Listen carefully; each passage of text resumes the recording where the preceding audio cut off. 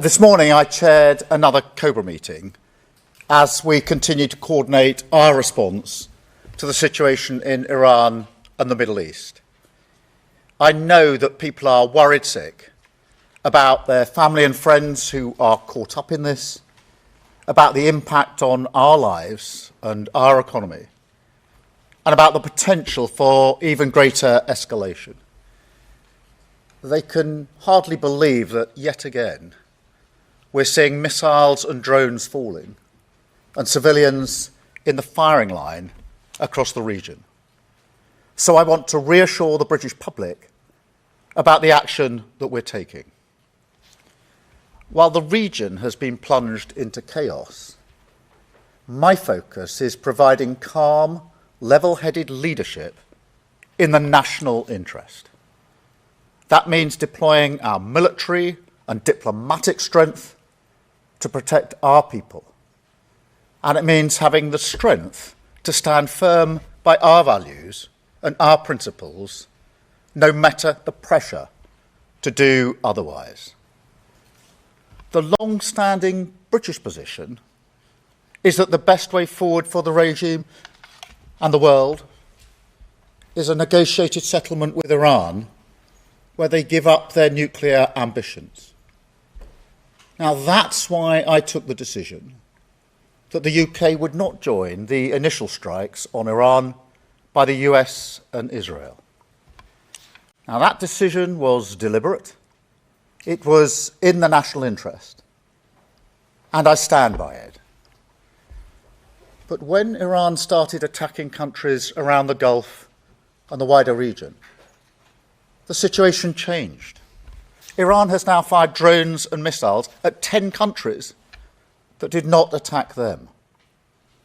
These are allies of the UK, where we have hundreds of thousands of British people, as well as British military personnel. Our number one priority is protecting our people. And that's why, long before the US and Israeli action last weekend, we had already deployed additional military capabilities to the region to defend our interests. And I want to pay tribute to our brilliant armed forces.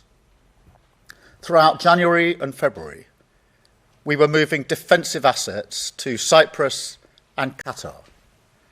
Fighter jets, air defence missiles, advanced radar, and systems to take down drones, to ensure we were in a heightened state of readiness in advance of any conflict beginning.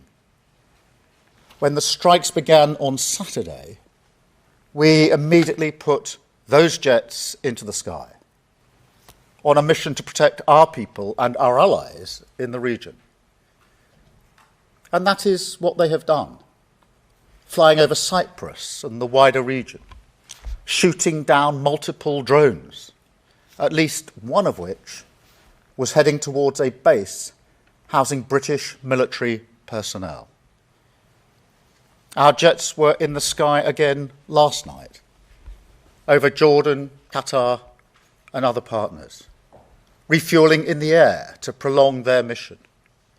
And we're constantly resupplying our jets and our missile stores. And we are responding to requests from allies in the region for further help. I can announce today that we're sending 4 additional Typhoon jets to join our squadron in Qatar, to strengthen our defensive operations in Qatar and across the region. Wildcat helicopters with anti-drone capabilities are arriving in Cyprus tomorrow. The Defence Secretary is on the ground in Cyprus right now, coordinating our work and meeting our brave servicemen and women. We're deploying HMS Dragon to the Mediterranean. And we have allowed the US to use British bases to conduct defensive operations to take out Iranian missiles before they're fired at our people and our allies. We will maintain this shield over British people in the region and our allies. We are working to strengthen it every day. and we're working as fast as possible to get our people out. As of today, over 140,000 individuals in the region have registered their presence, enabling us to get them the information and the support that they need. We have rapid deployment teams on the ground in Oman and Saudi Arabia. And our consular teams are helping hundreds of the most vulnerable individuals.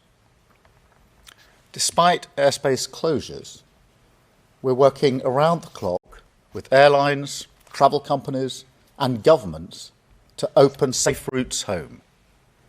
More than 4,000 people have now arrived back in the United Kingdom on commercial flights from the UAE, including vulnerable Brits identified by our teams. A further 7 flights are due to leave the UAE for the UK today.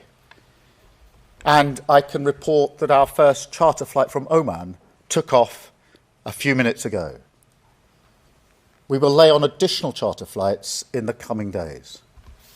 British Airways is putting on daily flights from Oman, and we will keep working with all of our partners to increase the speed and capacity of this airlift. I want to be very clear. This is a huge undertaking. It's one of the biggest operations of its kind, many times bigger than the evacuation from Afghanistan. It's not going to happen overnight, but we will not stop until our people are safe.